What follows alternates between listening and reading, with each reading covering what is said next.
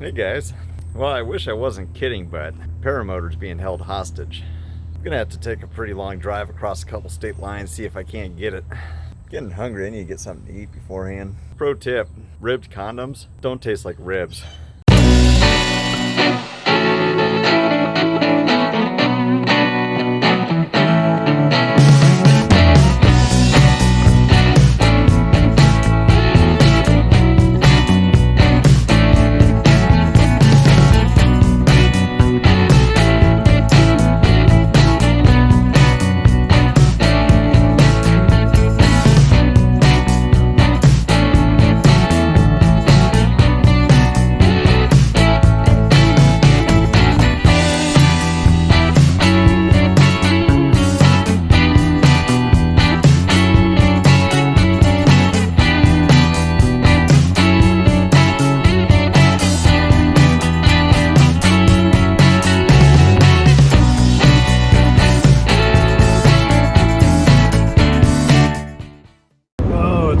Get on the highway.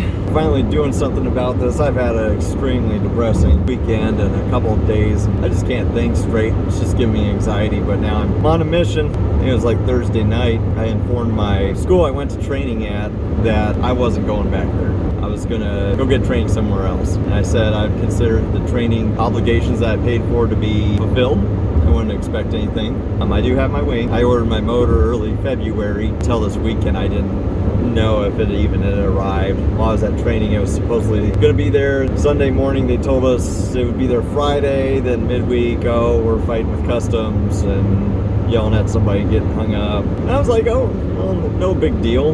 You know, I want to do this right. You know, training week, I had bad weather, so it's not like super productive training. I only flew 4 times. I was like, I'll go home, I'll kite, work on it, and so I can come back and be efficient. You know, you only get one chance to be like really new at something, and then you kind of get good at it, and then you kind of think back at the old days when you kind of bad at it, remember the stories and the struggle, and you get a little nostalgic for it. Except for like me and music with piano, like I never got any better.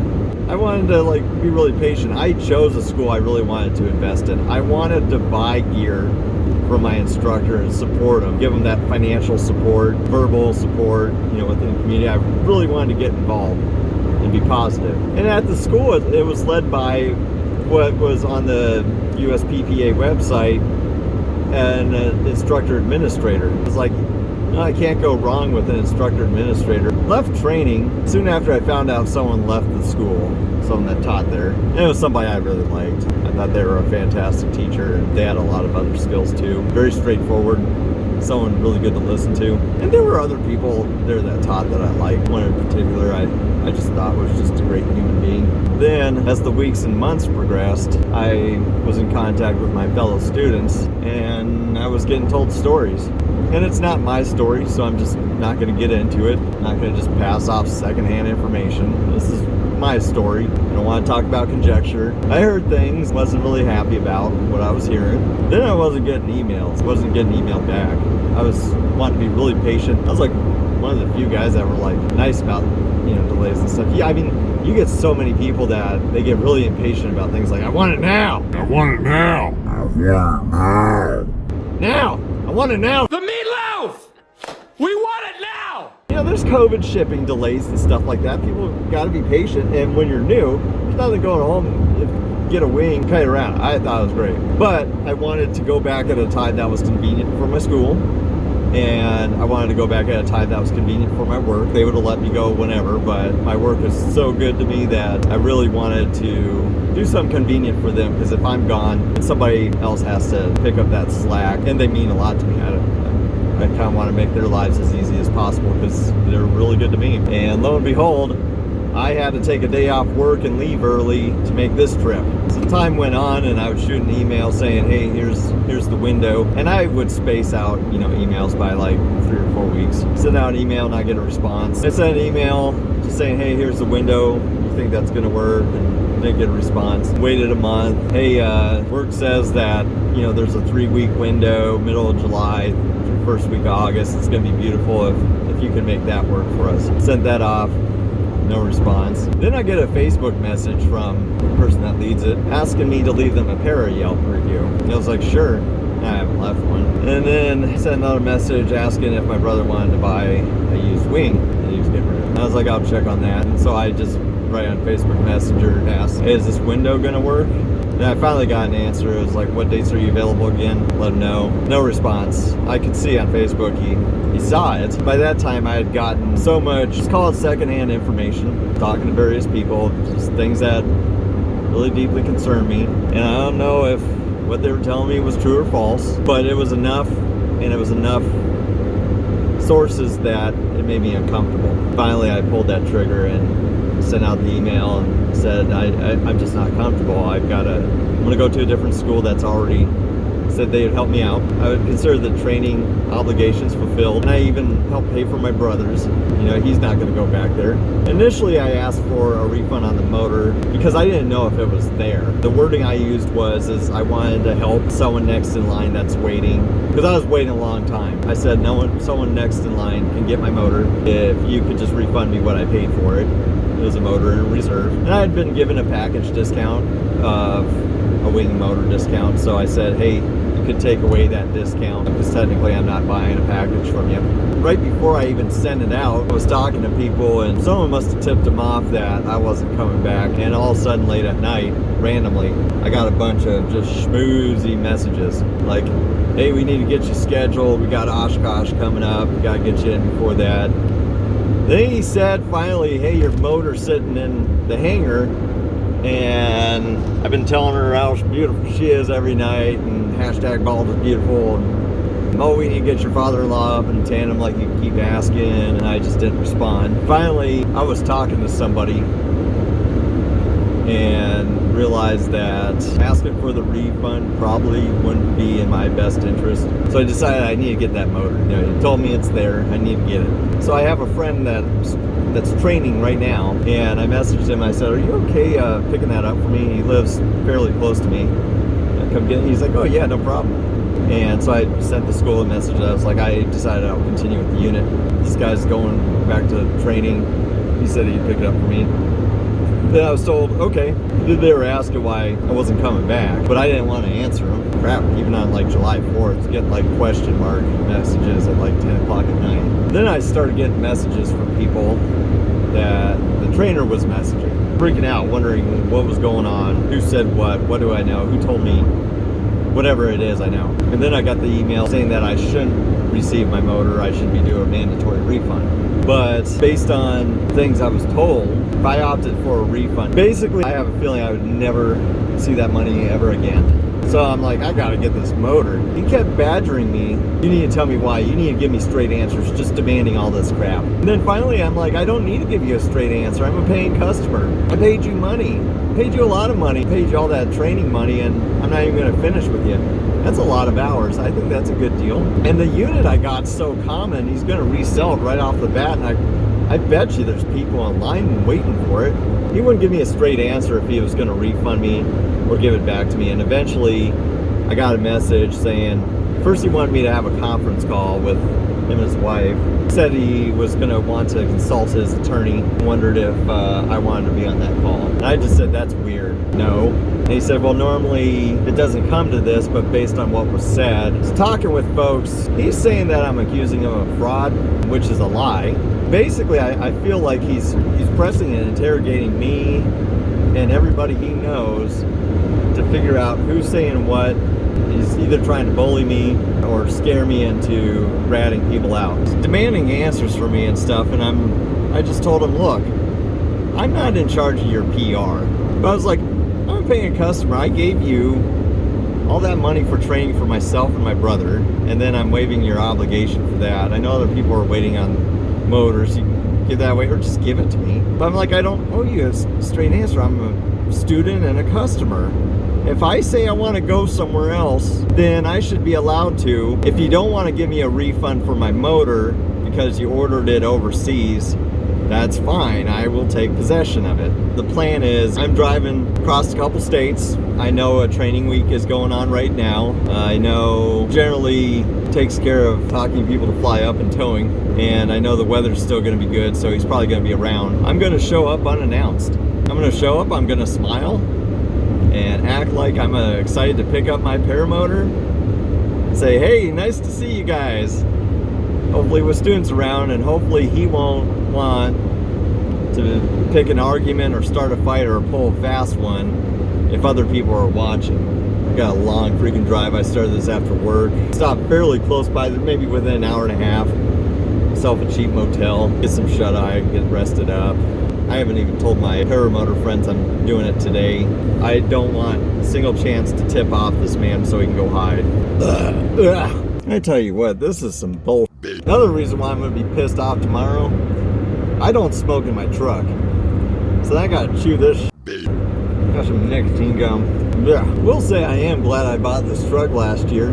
4-cylinder 09 Tacoma. It's 5-speed. My gas mileage is amazing. Speaking of gas mileage, one thing I always wanted to do was get a Prius and put truck nuts on it just to freak people out. Steve, don't go into haymakers, they'll punch you. So I don't do a whole lot of traveling because I work so much and I'm not rich. But usually like once a year for an anniversary, I would always like to make a road trip. I only ever flew for business, but then I got a divorce. So because I don't get out often, I usually like to spend some money on hotel. I don't like the 5 stars. They just kind of creep me out, a little too ritzy. But I like my Courtyard Marriotts. I always get a good price on that Priceline Negotiator. This is what I'm picking tonight.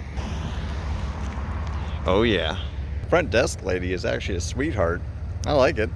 This room is literally like the size of my college apartment.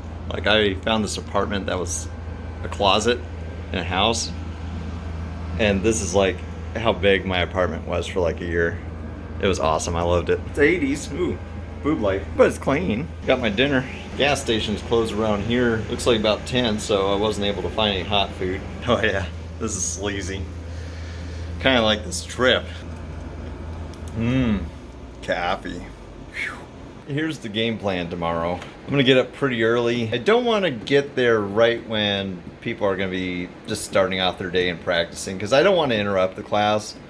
There's a guy there I care about and I want him to succeed. I want to get there at a good time where there'll be a break time, so I'll be able to stop there, pop my head in, say hi, get out and wait for them to take a break, and then go in and hopefully get my stuff and not have to be rude. I don't particularly want to make a scene in front of students and stuff, even though some of them might have to deal with what I had to. If there's any issues, I did print off some stuff. So he was doing a lot of Facebook messaging with me. He says up here, your paramotor has been sitting in my hangar patiently waiting for your return to pick her up. Tell her how sexy you are every day. I'm at the hangar. Hashtag bald is beautiful. So he's saying that my paramotor is at the hangar. Then when I asked him if my friend can pick it up, he said, okay. And the end of his training is in a couple days. He said, okay, I'll send it home with him. Okay, I got my invoice. It says paid. And then I also printed off my bank statement from February. This is greasy.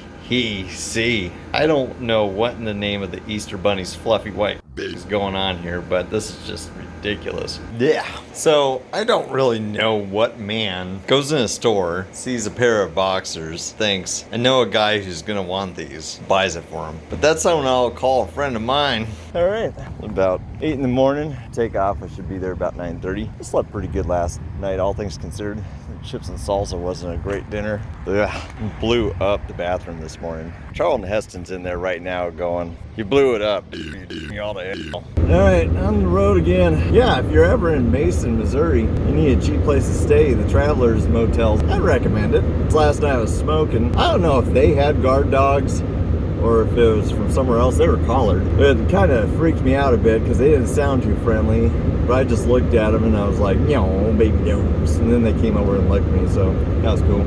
Yeah, I really don't know what to expect. It'd be fun to tell my friends though. Absolutely nobody outside of my town knows that I'm heading. The biggest thing is I just want to be done with this part so I can move on, finish up my training, and then start my flying deal instead of dealing with this crap.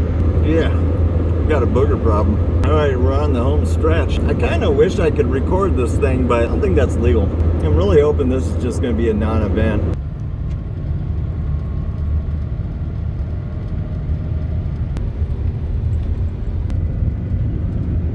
All right, I'm here. Wish me luck, guys. The following is intended for mature audiences. Viewer discretion is advised. Come on, tough guy.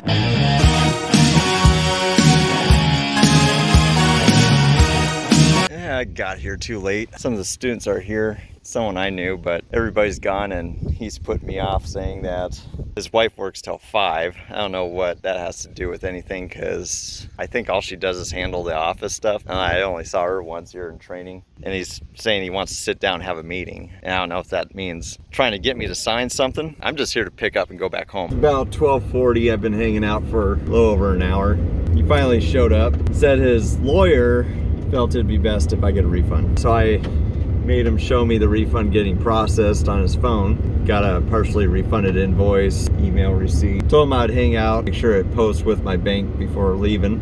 No scene, no ugliness. Hopefully I get it. I called my bank, so I paid with a debit card at the time. Another pro tip, always pay for your gear with a credit card, because if you got a credit card, you can do a reverse charge on that. Debit card, there's a really small window to do something, so always pay with a credit card. You need that security. Called my bank, they said they won't be able to see something like that, especially in a checking account for days or up to a week. So there's really nothing I can do at this point.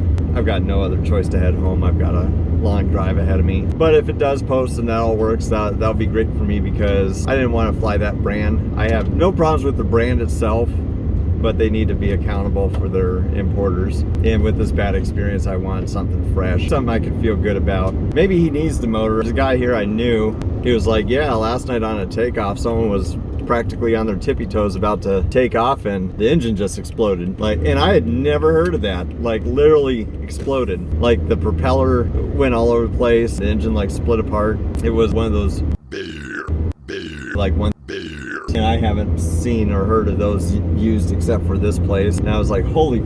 So I don't know, maybe he actually had my unit but then didn't want me to take it because he needs a new trainer. I don't know. That was crazy. I've never heard of an engine just blown up. The student was fine, I guess. He just kind of slid on his knees. Just unbelievable.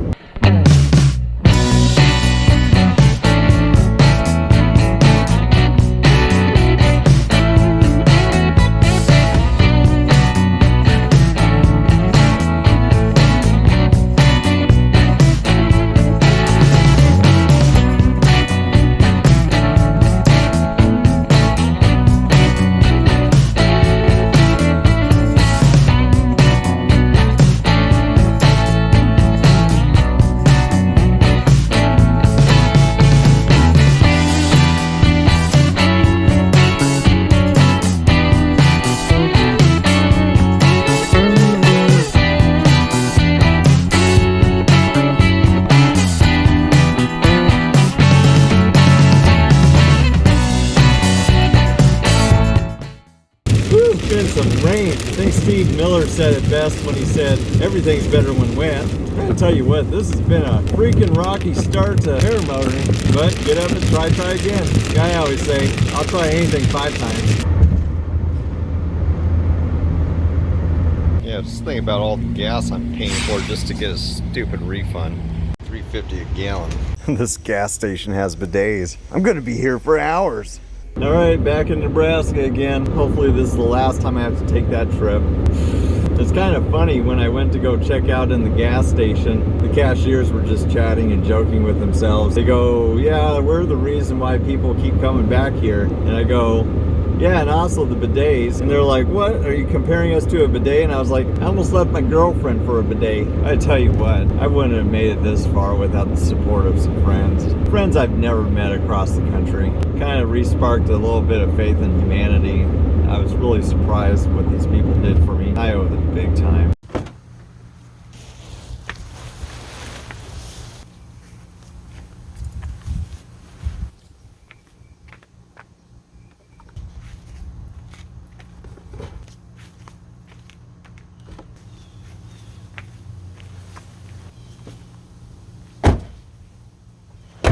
Hey guys, so I did get my refund. It posted a week later.